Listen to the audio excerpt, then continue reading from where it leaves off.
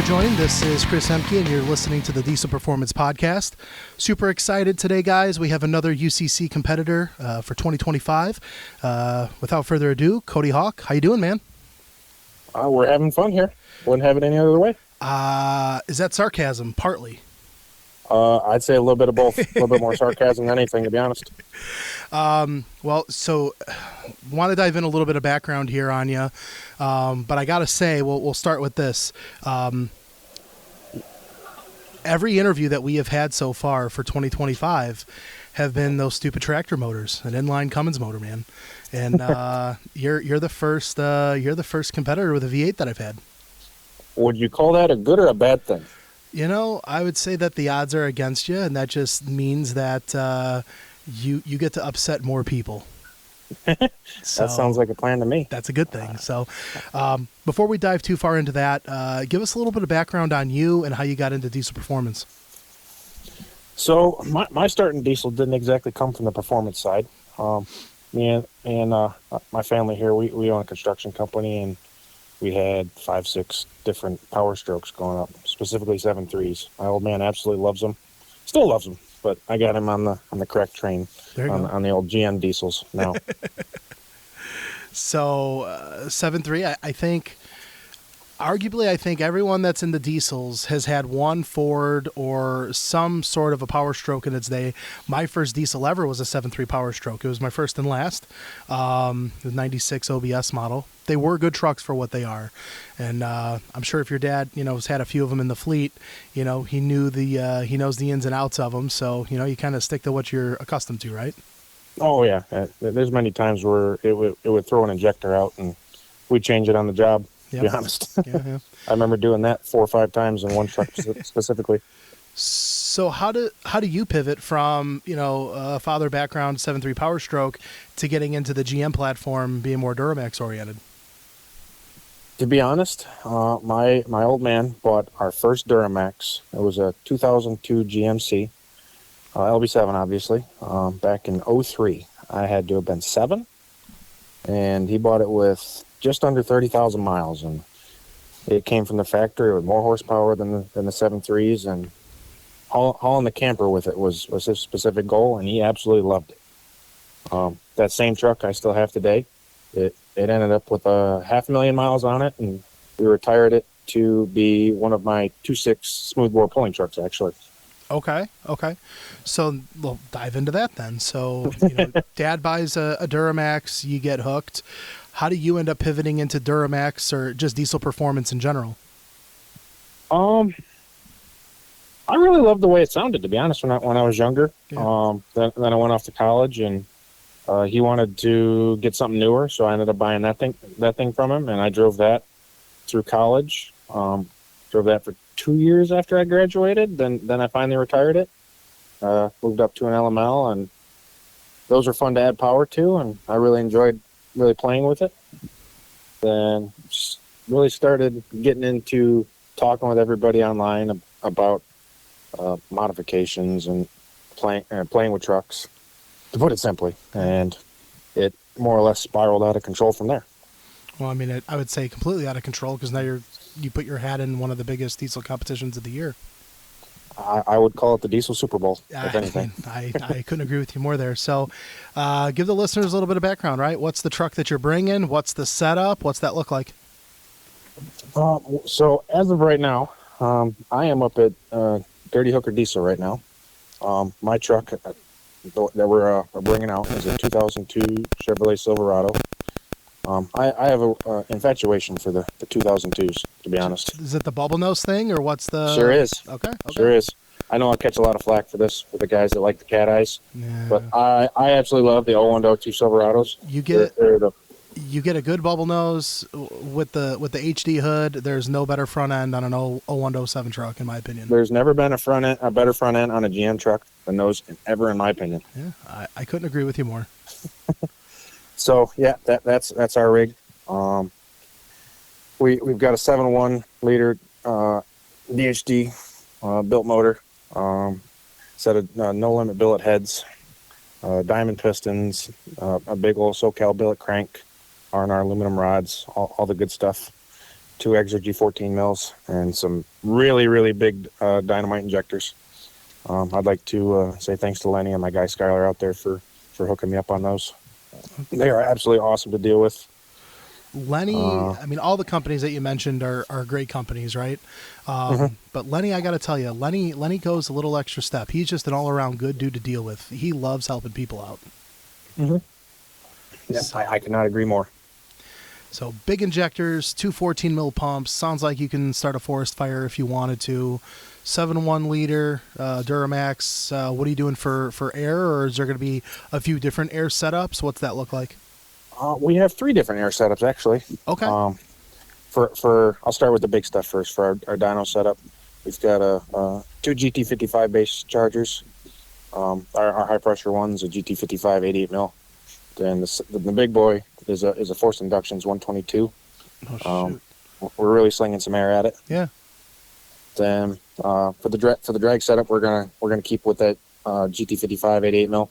Okay. And then if we have time for the pulling setup, I have an Apex Turbo 3.6 unit that will eventually make its way into my 3.6 truck.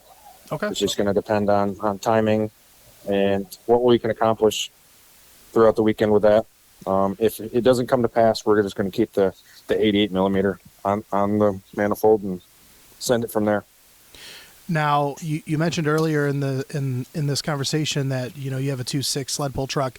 Is your background more sled pulling, or where do you feel yourself being most comfortable going into this weekend? Sled pulling is definitely what we do most of. I have 2 2.6 trucks myself here that me and my cousin pilot throughout the summer here on our thumb tractor pulling circuit with all the guys at DHD. They're all good buddies of mine here.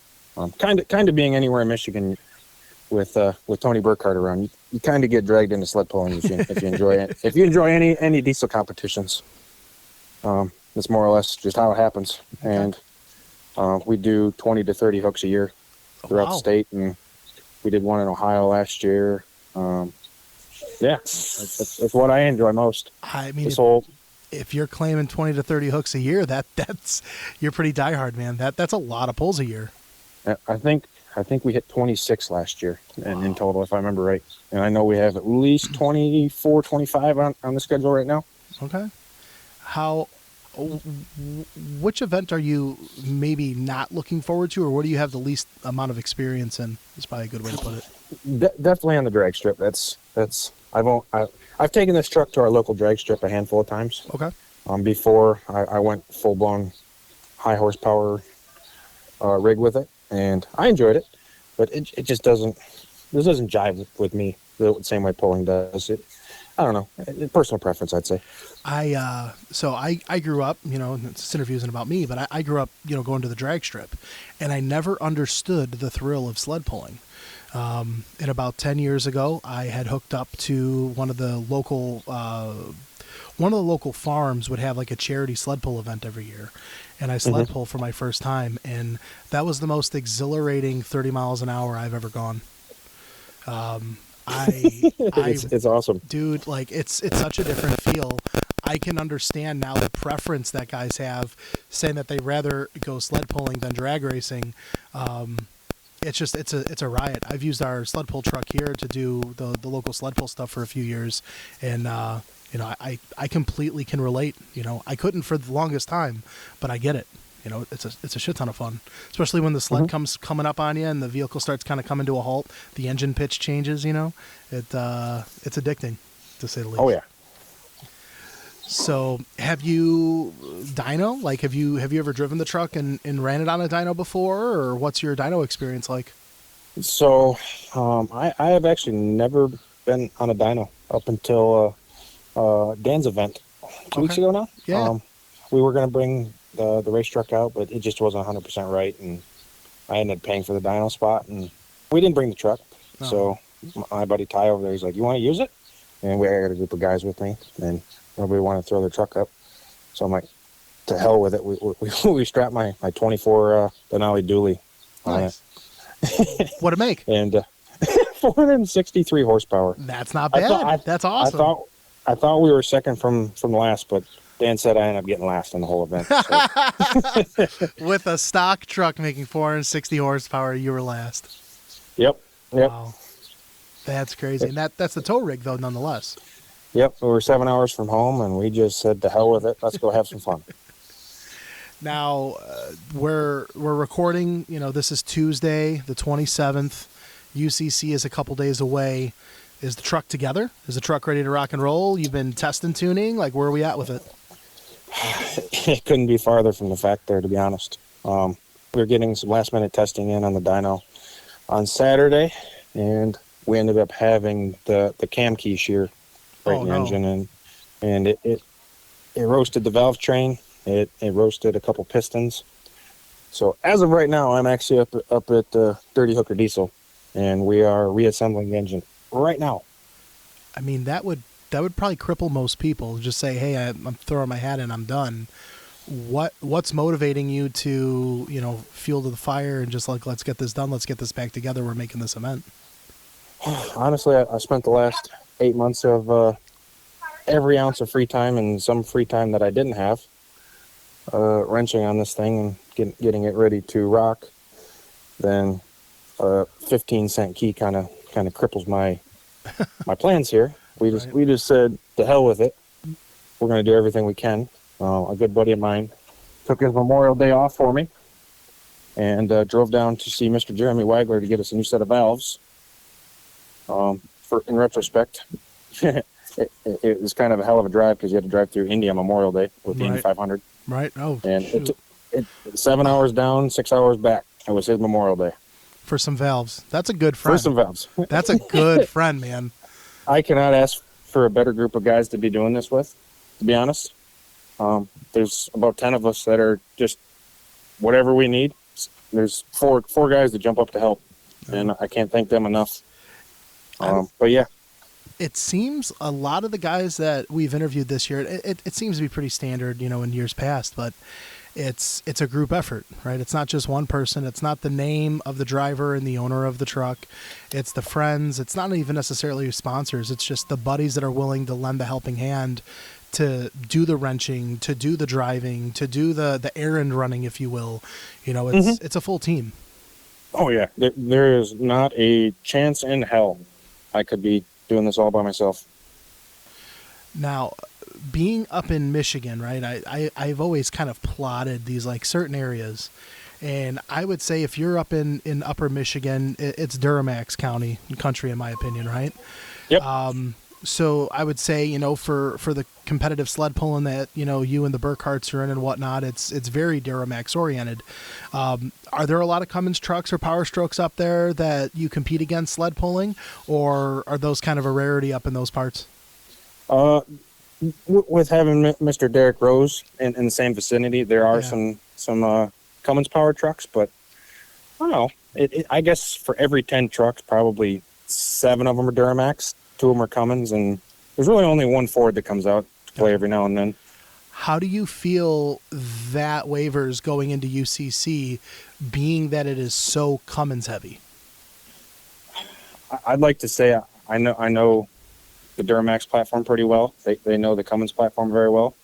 I don't want to say we're behind in technology, but for every 2 Duramaxes, there's going to be 10 Cummins there. We're making our way in the technology department, trying to figure out what works and what doesn't work at 2,000 plus horse, where they've been doing it for a few years now. And I think if you have anybody in your camp that's willing to lend that helping hand, it's going to be someone who's won it already, right? Yep. Evan, Maury, Tony, everybody here at DHD, they've been phenomenal in helping me and everybody here. Yeah. Just figuring everything out, to put it simply. I can call Tony at any time, and he says what we need to hear, to be honest. You need that brutal honesty, whether it's good or bad, right? Yeah. He's not afraid to tell me I'm dumb, to be honest. He's done it a few times. Respectfully, though, nonetheless, Yep. So what's a win for Cody Hawk going into 2025? Is it a first place finish, a top 5 finish? What is it? What's that look like? So our game plan for the past couple months, we've talked about it. My buddy Josh at Shoddy Fab and Maury here. It's been mainly the 3 of us going after it. There's a couple other buddies that pop in every now and then, but 3 of us every weekend and most every night here. Our game plan has and we want to just finish it. Last year, only 4, 5, 6 people finished, and it wasn't no fun watching it, to be honest. There was the way we see it. If we put a respectable number up on the drag strip, respectable number on the dyno, and still pull, we're in the top 5 in my opinion. Yeah. If everybody keeps blowing up like years past, I don't need to go for the big numbers. Let's go for not so big numbers and still finish. Then maybe next year we turn it up a wick after we get some data on everything and figure out what's happy and what's not happy. Do you have like certain goals like plotted in your head of, for example, do you have a goal for drag racing? Is there a number that you would like to see out of the truck? In my head, I'm not a drag racing human, Okay. but I'd like to see a 5-second 8th mile pass on the dyno with the math and everything we've seen on it so far and what we saw on the dyno on Saturday before it. The key let loose.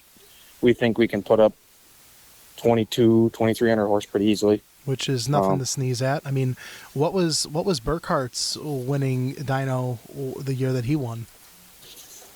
I mean, 2,300 horse. I think right. for some reason the number 2347 sticks to my head. I mean, it sounds 20. So Oh, just shy of close. 2,400. You were right on the money, man.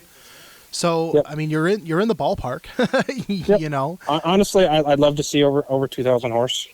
I don't know how many Duramax trucks there are over 2,000 horse off the top of my head, but I know the number is not large. No. And I'd love to add my hat to the ring there. And I think it's doable. Our last pass in the dyno that it actually blew up, math said it was going to run right around 1,750 to 1,800 horse. Now that's a fuel only. Is that with? That is nitrous? fuel only. Wow. Okay. We don't even have the nitrous hooked up yet, to be honest. That's crazy. And I'm going to go out on a limb and assume that, you know, you're as cool as a cucumber when it comes to the sled pulling. That's not even a thought in the back of your mind at this point. Nope. I know what we're doing there. Yeah. There's a game plan. It's going to be a little different on both of our trucks. We run manual transmissions in them, and this one's got an automatic Dodge Trans. So Okay. that's going to be a little bit of a learning curve, but it's nothing we can't handle. Has like a reverse male valve body, a ratchet shifter, so you're still banging on a stick on some sort. Yeah. Yep, it's a Fire Punk built 48 Nice. with a manual valve body in it. So I gotta bang some gears. Yeah, going on right. the track. You gotta make it feel like home, right? Mm-hmm. That's really cool. So Yep. You're finishing up the motor stuff now. Are you gonna have the truck running, doing any more dyno runs or anything leading up to UCC, or it's literally gonna be get this thing together and you gotta get on the road and get to Indianapolis? So our current game plan, depending on how long it takes for us to get the engine back together today, is slap the engine back in the truck tonight, possibly tomorrow morning. Then our game plan is to leave around 3 p.m. our time and get down to Indy tomorrow night. Then they have the open track available for all UCC and ODSS competitors on Thursday from either 8 to 9 or 8 to 5 or 9 to 5. We plan on dialing in the drag setup on the chassis as best we can with 4, 5, 6 passes. And not full blown passes, just A to B, just get everything working. Okay. Yep. Just seeing how the 4-link system works and our different tire setups and pressures and spring rates and all that fancy jazz. All the fancy stuff. Yep. I'm excited. Like I said, the first Duramax interview we've had, over at the shop here at Calibrated, I've always been more Cummins oriented myself. And the Duramax guys that compete, they stick out, and those are usually the guys that we keep our eyes on because they have the ability to shake some stuff up. Yep. So hats off to you as far as that goes. On that note, going into this for 2025, is there anyone you would want to give a special thanks to? Obviously, Evan, Maury, Tony, Seth, Tyler, everybody up here at DHD, my buddy Chad. They have been instrumental for me. My buddy Josh Schott at Shoddy Fab, he has been the one to completely build the chassis, build the cage. Guys down at Fire Punk, they did the trans. They supplied the 4-link kit, the pre-bent cage kit. Obviously the guys at Exergy for the 14 mils. Lenny and Skylar and Tim and everybody over at Dynamite. I flew out to see them mid-February and they built the injectors while we were there. It was cool. Who else? Who else has helped a ton? There's just so much going on. It's hard to think of everything. My brain's hurting a little bit after the past couple weeks. I mean, I think a lot going on, and I'm going to assume a little bit of lack of sleep at this point too. Yeah, I made sure I got a little bit more sleep than I usually do last night, in preparation for tonight and the next couple days coming. Awesome. Well, Cody, we're really excited to see you compete. I can't wait to, just meet you in person and talk to you, hopefully in between, you driving and doing what you got to do. So, we wish you nothing but the best, and we'll be looking forward to seeing you this weekend. Sounds good here, guys. All right. Appreciate it.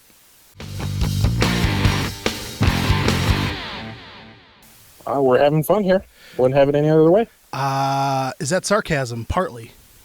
I'd say a little bit of both. A little bit more sarcasm than anything, to be honest.